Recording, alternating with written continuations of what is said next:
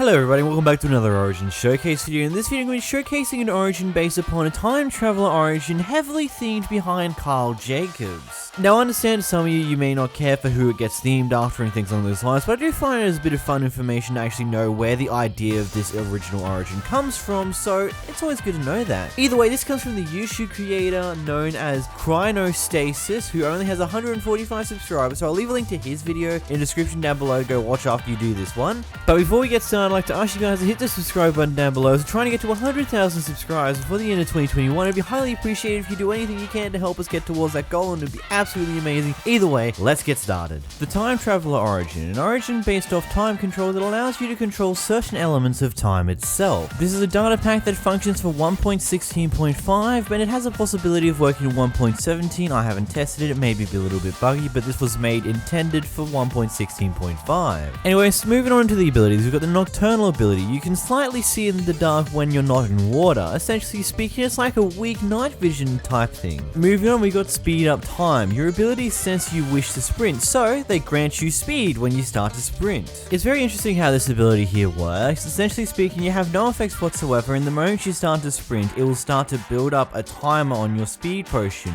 It first starts off with giving you a 30-second boost, then it jumps up to a minute, then it jumps up to a minute 40, and that's like the highest it will go, then it counts back down from there. The next ability is Mythical Shield. If you're in a great deal of trouble, your first instinct is to run. The outside is your friend, and the gods smile upon you and grant you a gift of armor. Essentially, this ability gives you 3 armor points, which you have when you're outside, but the moment you go inside underneath any form of cover whatsoever, you do lose them pretty quickly. Anyway, moving on to the Time Stop ability, use your abilities to shoot a pulse that slows the time of any creature in its radius. This one is an ability that you might not quite realize is actually functioning because it slows things down, but it barely does it. It does enough of a slowness debuff in order to cause you to have the ability to get out of any sticky situation that you're in, but it doesn't exactly make a very noticeable difference. If you're watching over this gameplay, you see there's not exactly too much of a noticeable difference between when he's actually slow and when the zombie's not, aside from the fact that he slightly walks faster when the zombie is not slowed, and you can get around it pretty easily when he is slowed. Next up, we've got Time Rip. Open up a rip in time, creating your own dimension for your own personal storage